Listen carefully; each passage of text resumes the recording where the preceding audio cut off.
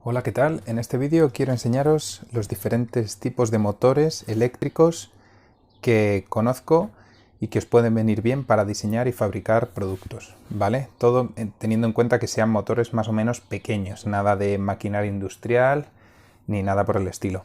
Entonces, el primer motor así, el más típico y más fácil de controlar la velocidad sería el motor de corriente continua, el cual simplemente tiene dos polos, le aplicamos una corriente continua y en función de a mayor voltaje, mayor velocidad.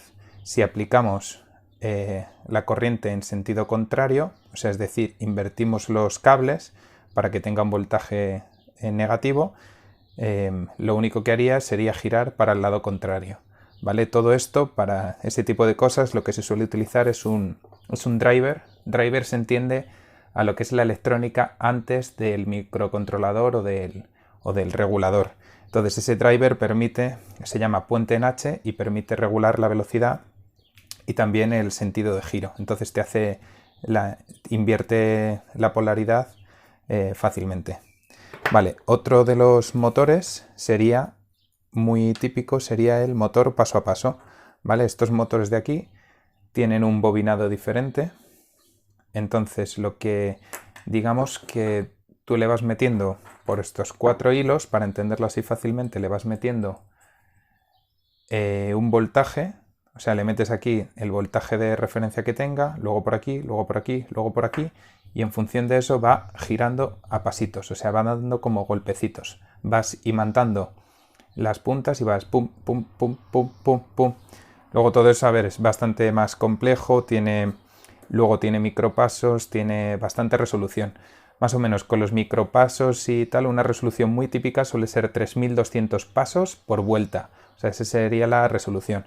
Entonces estos se utilizan por si quieres algo que tenga mucha precisión y controlar exactamente cuánto movimiento se está haciendo.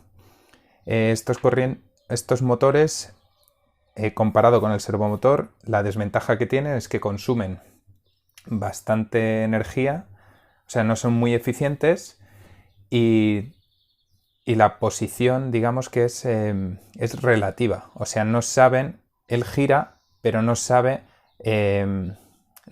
exactamente en qué posición está. Él sabe que ha girado a lo mejor 30 pasos, o si lo traduces a grados, pues yo que sé, lo que dé, pues daría 10 grados. Él sabe que ha girado 10 grados, pero no sabe si está aquí o si está aquí. Entonces, también para eso hay motores paso a paso que le ponen un encoder aquí detrás, y entonces exactamente ya sabes en qué posición está. Un encoder también se puede poner en los motores de corriente continua y sirve para saber en qué posición está el motor o a qué velocidad está girando, ¿vale? Sería simplemente eso. Diferentes tipos de motores paso a paso, como veis puede haber de muchos tamaños. El más típico de usar sería de este estilo, que sería un NEMA 17. Los NEMAs 17 simplemente dicen a qué distancia están estos tornillos para poder engancharlo. ¿Vale? Esto es muy típico para impresoras 3D, para sliders motorizados, para cosas así. El siguiente motor que os quiero comentar es el motor brushless o sin escobillas. Hay de dos tipos, los in-runner o los out-runner. Out-runner es que gira la carcasa de fuera y eso es lo que está conectado al eje final. Sin embargo, si es in-runner, lo que gira es la parte interior y la carcasa, digamos que está fija. Estos es un motor de trifásica que tiene que llevar una señal muy específica. Entonces estos no se pueden conectar a la corriente y ya está, como los motores de corriente continua, que serían como los más sencillos de controlar. Estos tienen que llevar un driver específico de este tipo de motores, el cual tú le marcas la velocidad que quieres que gire. Estos no te dan la precisión como el motor paso a paso de girar 30 grados o de girar 87 o de lo que sea. Estos tú le dices a qué velocidad quieres girar y entonces te marca a muchísima precisión la velocidad con la que quieres girar. Entonces, ¿esto por qué es bueno? Por ejemplo, en un cuadricóptero, no sé si lo veis ahí, en un cuadricóptero como el que hice proyecto final de carrera, esto es bastante interesante para marcar la velocidad y compensar las derivas de inclinación. Entonces necesitas una velocidad muy constante y muy controlada. Entonces van a muchísima velocidad y se utilizan pues, para este tipo de aplicaciones. Y luego los drivers, lo más típico es que le conectas la corriente continua, o sea, a lo mejor unos 12 voltios directamente o directamente el voltaje de la batería, y luego tiene conexión tipo servomotor, que, bueno, eso ya es entrar más en concreto, pero sería también eso que le marques la velocidad, en resumidas cuentas. Si tenéis más interés en cualquiera de ellos, dejármelo en los comentarios. Si hago un vídeo específico de ese motor, cómo se controla, cómo se maneja con Arduino, diferentes posibilidades y tal. Esto es un poco una idea así general de los motores que hay, que creo que vienen bien para tener unos conocimientos básicos de todo. El siguiente tipo sería el servomotor, que sería este de aquí. Y la peculiaridad que tiene, o sea, por dentro es un motor de corriente continua con unos engranajes para que tenga más fuerza o más par y menos velocidad, y también lleva un encoder integrado. Entonces sería un motor de corriente continua más engranajes más encoder. Lo bueno de estos motores es que le decimos que se ponga a 30 grados, por ejemplo, son 30 grados absolutos, o sea, se quedaría en esta posición, luego le decimos que vaya hasta 90, entonces giraría hasta esta posición y se queda ahí y es totalmente fijo. O sea, aunque tú intentas hacer fuerza para un lado, él contrarresta porque sabe que se está moviendo, sabe que ha llegado a 89, entonces tiene que hacer fuerza para llegar hasta 90 y una vez que llega a 90 ya se queda quieto. Entonces esto es muy típico usarlo en aeromodelismo para, yo que sé, los alerones de los avioncillos o cosas así, porque siempre tienes que estar a una misma inclinación. Entonces, y la conexión es también de servomotor. Lo que le dices exactamente es los grados a los que quieres que esté. Y entonces lo bueno es eso, que tiene posición absoluta y tienen bastante fuerza. Así, por norma general, hay dos tipos de servomotores.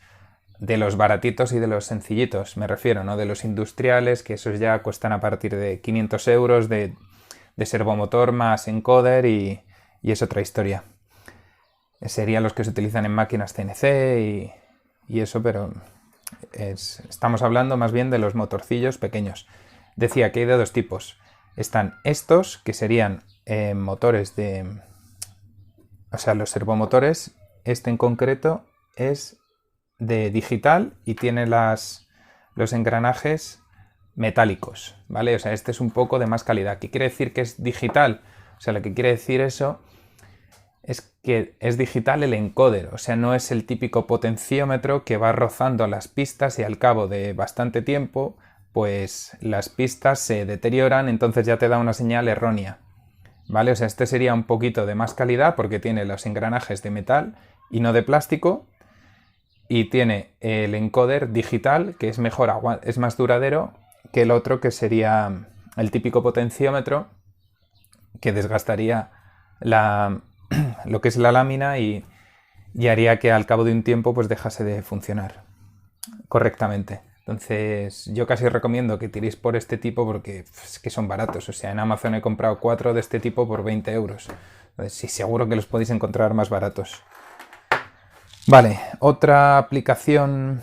Bueno, esto más bien que un motor sería un electroimán también conocido. O sea, bueno, hay gente que lo llama motor, pero no tiene... Yo lo conozco como electroimán, o os dejo los enlaces en la descripción para que veáis comparativas o exactamente este modelo y tal, y podéis estar buscando. Os dejaré enlaces de cada cosa, así cosas que vea por Amazon, los típicos. Este sí que es de Amazon, este también, pues os dejo los enlaces directamente, este también, para que por lo menos si queréis probar, pues sepáis uno que ya funciona y que ya los he probado y que estos van bien. Como decía, el electroimán, la única función que tiene, tú le conectas 24 voltios o lo que diga lo que diga el fabricante, ¿vale? Y lo único que hace es ¡pop! Y se queda aquí fijo. Cuando le quita los 24 voltios, ¡plop!, se desconecta, ¿vale? Y los 24 voltios da igual en el sentido que se los apliques, porque al ser una bobina, lo único que hace es imantar y sale el vástago y ya está. O sea, esto puede venir bien, por ejemplo, si tienes yo que sé, algún sistema, una cinta transportadora y quieres que haga plac y se caiga lo que estás moviendo justo cuando tú quieres. Pues es como un pequeño cilindro neumático, pero eléctrico. Lo malo de esto, por lo que he visto, es que se calienta, cuando lo dejas imantado se calienta un poquito y que la fuerza es limitada. Creo que este eran 5 newtons, que eso más o menos son 500 gramos, puede llegar a mover. Entonces, bueno, para que lo sepáis, es una buena opción también. Y luego así por último serían los motores de corriente alterna, que conectaríamos directamente a la corriente alterna, o sea, a nuestra red eléctrica, ya sea de 220 en Europa o de 110 en Estados Unidos. Estos motores son los típicos que utilizan, pues a lo mejor los taladros y este tipo de cosas. También están interesantes y dan bastante potencia y son cómodos de usar. Para todo este tipo de motores, si queremos controlarlos bien, necesitamos un driver, ¿vale? Driver sería un conductor, que quiere decir que adaptan lo que es la potencia y lo que es la señal específicamente a lo que se necesita de cada motor. Entonces necesitaríamos un driver específico de corriente continua, un driver de paso a paso, que este podría ser el A4988, el motor brushless sin escobilla, este de aquí sería el driver, el servomotor, este es el único quizás que lo podríamos conectar directamente a lo mejor a Arduino, porque el driver como que ya lo lleva integrado, o sea, es bastante simple. El electroimán, pues también, bueno, un driver, o le podemos poner un relé para que nos dé los 24 voltios cuando queramos, y luego el relé ya directamente a Arduino. Y los motores de corriente alterna, pues también necesitaríamos un driver si queremos controlar velocidad y tal.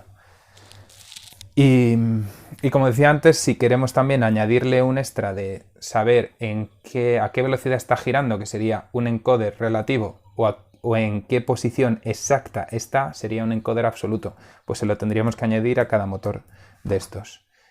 Y creo que eso es todo, así por encima. Si se me olvida algún motor que queréis que comente, o si queréis que haga un tutorial completo de ese motor en específico, dejádmelo en los comentarios ahí abajo. Y nada, me despido. Gracias por verlo.